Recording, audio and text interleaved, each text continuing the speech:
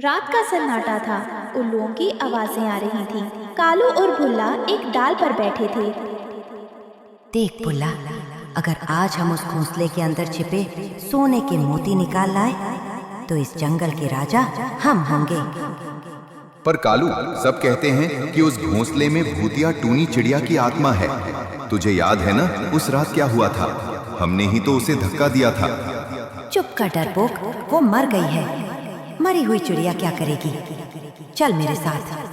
तभी झाड़ियों से टुनटुनी बाहर आती है। रुक जाओ कालू, उस तरफ मत जाना। मेरी दीदी की आत्मा को शांति से रहने दो। क्या उनका घर छीनकर तुम्हारा मन नहीं भरा, जो आप उनकी यादों को भी लूटने चले हो? हटाओ इस छोटी को। ए टुनटुनी, अपनी जान प्यारी है तो उड़ जा यहाँ से, वरना तेरा हाल भी तेरी दीदी जैसा होगा। कालू और भुल्ला बरगद के अंदर बनी उस पुराने घर में घुसते हैं। अंदर अजीब सी ठंडक है। अचानक दरवाजा अपने आप बंद हो जाता है। कालू, दरवाजा बंद हो गया। मुझे डर लग रहा है। यहाँ हवा में खून की महक है। अरे हवा से बंद हुआ होगा। ये देख, यहाँ है वो थैली। जैसे ही कालू थैली छूता है, एक सुरीली लेकिन डरावनी आवाज गूंजती है। कालू भाई, कदम डगमगा क्यों रहे हैं? क्या तुम्हें अपना ही घर पराया लगने लगा? तुम तो मेहमान बनकर आए थे ना, उस दिन भी जब तुमने मेरी पीठ में खंजर घोंपा था। देखो, आज वही घर है, वही पुरानी यादें हैं। बस फर्क इतना है कि उस दिन मैं बेबस थी और आज तुम मेरी मुट्ठी में कैद हो। क्या लगा था तुम्हें कि मुझे मारकर मेरे बच्चों को भूखा छोड़कर तुम इस जंगल पर राज करोगे? नहीं कालू, मौत तो सिर्फ जिस्म की होती है। नफरत और प्रतिशोध कभी नहीं मरते। कौन है? सामने आओ। अचानक एक धुंधली परछाई सामने आती है। वो भूतिया टूनी चिड़िया की आत्मा चिड़िया है, लेकिन उसकी आंखें जलते हुए अंगारे जैसी लाल थी। मैं वही भूतिया टूनी चिड़िया की आत्मा हूँ, जिसे तुमने सूखे कुएं में धकेल दिया था, सिर्फ इन चंद मोतियों के लिए। मैंने तुम्हें अपना भाई माना था कालू। वहाँ तोता भी आ पहुँचता है, जिसे टुनटुनी ने बुलाया था। कालू, भुल्ला, अब भागने का कोई रास्ता नहीं है। भूतिया टूनी चिड़िया की आत्मा की रूह तब तक नहीं भटकेगी जब तक वो अपना हिसाब पूरा नहीं कर लेती। टूनी चिड़िया की आत्मा, मुझे माफ कर दे। ये सब कालू का आइडिया था। उसने कहा था कि तू मर जाएगी तो सारा अनाज हमारा होगा। झूठ बोलता है ये भूतिया टूनी चिड़िया की आत्मा। मेरी बात सुन। चुप कर ओ कायर भुल्ला। पाप करने वाला जितना गुनहगार है, उसका साथ देने वाला भी उतना ही बड़ा अपराधी है। तूने तो अपनी तेज नजरों से मुझे गिरते हुए देखा था, पर तेरी आंखों में दया का एक कतरा भी नहीं था। आज तुम्हारी वही आंखें रोशनी के लिए तरसेंगी। तुम दोनों ने मिलकर मेरा संसार उजाड़ा था। आज मैं तुम्हारा अस्तित्व मिटा दूंगी। तुम चीखोगे, तुम तड़पोगे, लेकिन इस अंधेरे कमरे की दीवारों से बाहर तुम्हारी आवाज सुनने वाला कोई नहीं होगा। कमरे की दीवारें सिमटने लगती हैं। कांटों वाली टहनियाँ कालू और भुल्ला को जकड़ने लगती हैं। बचाओ टुनटुनी, हमें बचाओ, हम सब लौटा देंगे। दीदी, इन्हें छोड़ दो। इन्हें जंगल की अदालत में ले चलते हैं। अगर आप इन्हें मार दोगी तो आप में और इनमें क्या फर्क रहेगा? नहीं टुनटुनी, इंसाफ की उम्मीद मैंने उस दिन छोड़ दी थी जब मैं प्यासी मर रही थी और ये दोनों हंस रहे थे। आज यमलोक का न्याय होगा। अचानक घर में तेज आग सी दहकती है, लेकिन वो आग गर्म नहीं बल्कि बर्फ जैसी ठंडी है। कालू और भुल्ला के पंख झड़ने लगते हैं। मेरी आंखें, मुझे कुछ नहीं दिख रहा। भूतिया टूनी चिड़िया की आत्मा, रहम कर। अंधेरा ही तुम्हारा मुकद्दर है कालू। जैसे तुमने मुझे अंधेरे कुएं में छोड़ा था, अब तुम भी इस जंगल के सबसे घने अंधेरे में रहोगे। तुम कभी उड़ नहीं पाओगे। एक जोरदार धमाका होता है, धुआं छटता है। भूतिया टूनी चिड़िया की आत्मा शांत होकर टुनटुनी के पास आती है। मेरी प्यारी छोटी बहन, तू आज भी कितनी भोली है। कानून, क्या कानून उन रातों को वापस ला सकता है जब मेरे बच्चे भूख से बिलखते हुए सो गए थे? क्या इंसाफ मेरे उन आंसुओं की कीमत चुका सकता है जो उस ठंडे कुएं में गिरे थे? नहीं टुनटुनी, जब न्याय सो जाता है तब आत्माओं को जागना पड़ता है। आज अगर मैं इन्हें छोड़ दूंगी तो कल ये किसी और टूनी का घर जलाएंगे। आज यमलोक का न्याय होगा और इसकी गवाह तुम बनोगी। मैं इन्हें मारूंगी नहीं, मैं इन्हें मौत से भी बदतर जिंदगी दूंगी। इन्हें नफरत की उस आग में जलना होगा जिसमें मैं सालों से जल रही हूँ। दीदी, आप रुक नहीं सकती? नहीं छोटी, मेरा मकसद पूरा हुआ। अब ये पापी कभी किसी मासूम का घर नहीं उजाड़ेंगे। सुबह होती है। बरगद का पेड़ अब डरावना नहीं लग रहा था। कालू और बुल्ला जमीन पर पड़े थे, उनके पंख गायब थे और वो अब कभी बोल नहीं सकते, सिर्फ काव काव की बेबस आवाज निकाल रहे थे। देखा टुनटुनी, बुराई का अंत बुरा ही होता है। भूतिया टूनी चिड़िया की आत्मा को आज शांति मिल गई। हाँ तोता भाई, आज से इस घर का नाम भूतिया टूनी चिड़िया की आत्मा का बसेरा होगा, जहाँ हर बेसहारा पक्षी को पनाह मिलेगी। इस कहानी से हमें सीख मिलती है कि लालच और धोखे की नींव पर बना घर कभी नहीं टिकता और मासूमों का खून हमेशा इंसाफ मांगता है।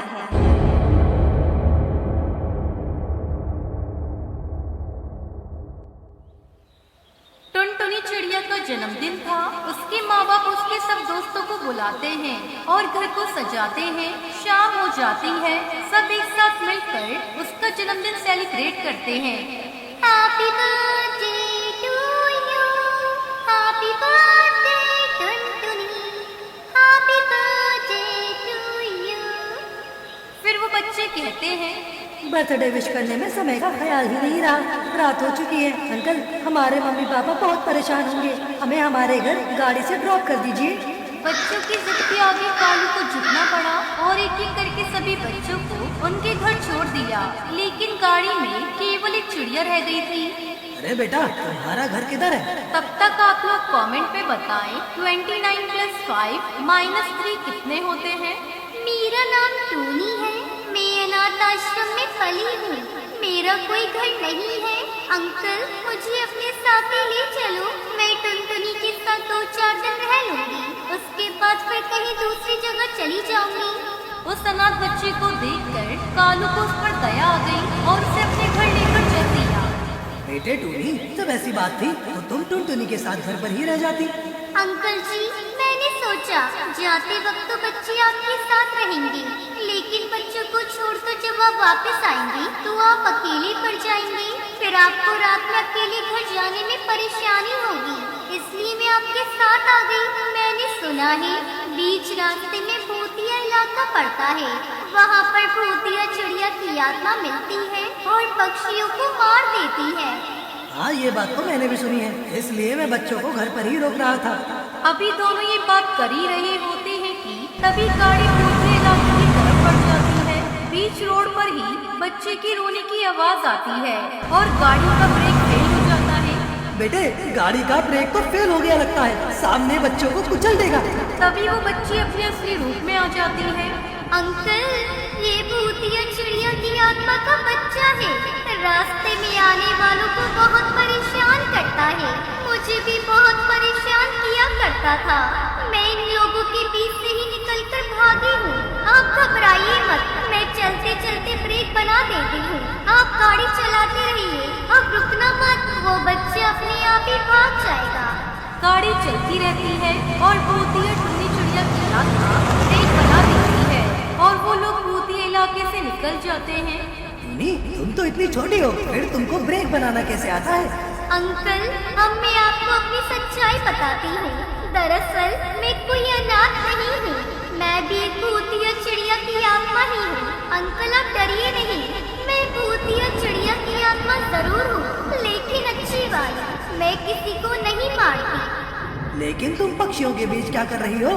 वो लोग बहुत बुरे हैं, पक्षियों को बहुत मारते हैं। उन्होंने मेरे दोस्त को भी मार दिया, जिसकी वजह से मैं अपने घर से भाग आई।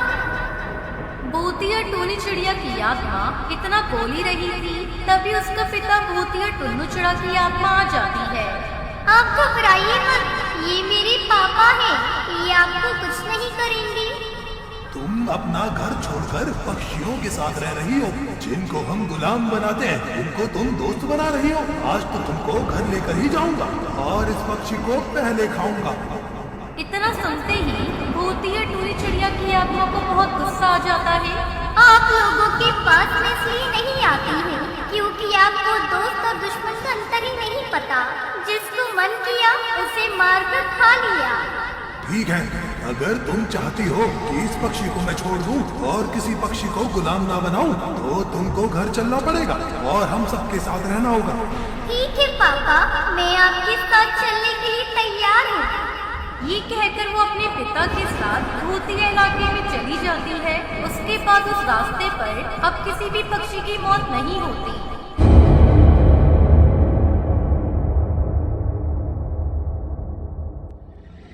कालू और टुनटुनी ने अभी अभी एक घर खरीदा था, जो काफी सालों से बंद था। वो बड़ा ही अजीब सा घर था। कुछ ही दिनों में जब उस घर में आकर रहने लगे तो घर के बाथरूम का दरवाजा अपने आप ही खुल गया। उस बाथरूम से अचानक ही खटखट की आवाजें आने लगी। टुनटुनी, तुमने कुछ सुना? बाथरूम से खटपट की आवाज आ रही है। उफ कालू जी, क्यों तंग करते हो मुझे रात के समय? आप सो जाइए ना, मैं बहुत थक गई हूँ। जो भी होगा सुबह उठकर देख लेंगे। टुनटुनी, मुझे तो यहाँ कुछ अजीब सा दिख रहा है। चलो ना, एक बार मेरे साथ चलकर देख लो। दोनों बाथरूम की तरफ जाते हैं तो उन्हें वहाँ एक चिड़िया की परछाई नजर आती है। वॉश बेसिन में पक्षी के टुकड़े दिखाई देते हैं। ये देखकर दोनों पति पत्नी तंग रह जाते हैं। कालू, मुझे वाकई यहाँ पर ठीक नहीं लग रहा है। इस बाथरूम में जरूर कोई न कोई है जो हमें तंग करना चाहता है। तब तक आप लोग कमेंट में बताएं 56 + 89 कितने होते हैं। अभी दोनों पति पत्नी ये बातें कर ही रही थी कि तभी अचानक बाथरूम में से धुआं बाहर निकला, जिसमें से भयानक भूतिया टूनी चिड़िया की आत्मा प्रकट हुई। तुम लोग इस घर को फौरन छोड़ दो, ये घर मेरा है। अगर नहीं छोड़ोगे तो जान से मार दूंगी तुमको। ठीक है, हम छोड़ देंगे आपका घर, हमेशा हमेशा के लिए छोड़ देंगे, मगर थोड़े दिनों की मोहलत दे दीजिए, जब तक हम कोई दूसरा घर ना ढूंढ लें। देखो, फौरन खाली करो मेरा घर, नहीं तो अंजाम भुगतने के लिए तैयार रहो। देखिए, आप जो कोई भी हैं, हम आपको नहीं जानते, मगर वादा करते हैं अगले हफ्ते तक जरूर खाली कर देंगे। रात के 12 बज रहे हैं, इस वक्त हम कहाँ जाएंगे?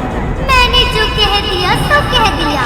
अभी की अभी खाली करो घर, वरना फिर कभी खाली नहीं कर पाओगी।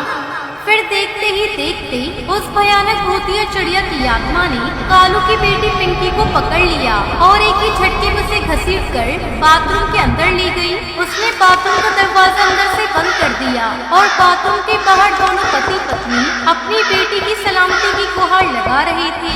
थोड़ी देर के बाद जब बाथरूम का दरवाजा खुला तो उन्होंने देखा कि उनकी बेटी पिंकी की दोनों आंखें गायब थी। ओह नो, ये क्या हो गया मेरी बेटी को? इस घर में तो आना ही हमारी बदकिस्मती थी। जाने कौन सी घड़ी में हम यहाँ आए कि हमारी बेटी को अंधा होने पर मजबूर होना पड़ा।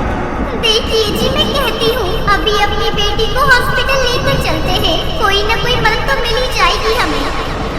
घबराने की जरूरत नहीं है, मैं डॉक्टर को फोन करता हूँ। मेरी जान पहचान में एक डॉक्टर है जो फौरन आकर उसका इलाज कर देगा। फिर डॉक्टर ने आकर पिंकी की आंखों का इलाज तो कर दिया, मगर उन तीनों के दिल में जो खौफ भर कर गया था उसका इलाज कौन करता। अगली रात को जब कालू, टुनटुनी, पिंकी बेडरूम में सोए हुए थे तो उन्हें बाथरूम की खिड़की के कांच टूटने की आवाज आई और जैसे ही वो खिड़की का कांच टूटा उसमें से जोर जोर की हवा चलने की आवाज आई। लगता है वो भयानक भूतिया चिड़िया की आत्मा आज फिर आएगी। मुझे तो बहुत डर लग रहा है कालू, कल उसने हमारी बेटी की आंखें फोड़ डाली। आज ना जाने किस पर कहर बरसाएगी। बाथरूम में जाकर देखता हूँ। और जैसे ही कालू बाथरूम की तरफ जाकर देखता है तो उसे टूटे हुए कांच में से भूतिया टूनी चिड़िया की आत्मा बाहर आती है। अभी तक नहीं गए मेरे घर से, बोलो या तुम्हें मरना अच्छा लगता है मेरे हाथों, या अपनी जान की कीमत मालूम नहीं। अब तुम्हें तुम्हारे सारे घर वालों को मैं मार दूंगी, बड़ा मजा आएगा। ना रहेगा बांस और ना बजेगी बांसुरी, जब आके ही नहीं रहेंगी तो मुझसे कैसे बचोगे? देखो, हम में से किसी ने तुम्हारा कुछ नहीं बिगाड़ा, जिसने तुम्हारा बिगाड़ा है उससे जाकर बदला क्यों नहीं लेती? अब तुझे मैं कैसे समझाऊं? मैं तो अपनी मौत का बदला ले चुकी हूँ। अपने बेवफा प्रेमी को ऊपर पानी की टंकी में डुबा डुबा कर मार चुकी हूँ 3 साल पहले। अब वो पानी की टंकी में रहता है और मैं बाथरूम के अंदर। अब तुम्हें कौन बचाएगा मुझसे? इतना कहकर भूतिया टूनी चिड़िया की आत्मा अचानक गायब हो गई। अगले दिन सुबह वो फौरन अपनी जान पहचान की तांत्रिक बाबा के पास गई। वहाँ जाते ही तांत्रिक बाबा ने उनसे कहा, देखो बच्चों, तुम्हारे घर में जो प्रेमी जोड़ा रहता था उसी ने तुम्हें परेशान कर रखा है, मगर तुम चिंता मत करो, तुम्हें उनसे मुक्ति मिल जाएगी। मैं तुम्हारे घर में हवन करूँगा जिससे उनकी आत्मा को मुक्ति मिल जाएगी। जैसे ही बाबा ने हवन करना शुरू किया तभी देखते ही देखते बाथरूम का नल अपने आप जल पड़ा।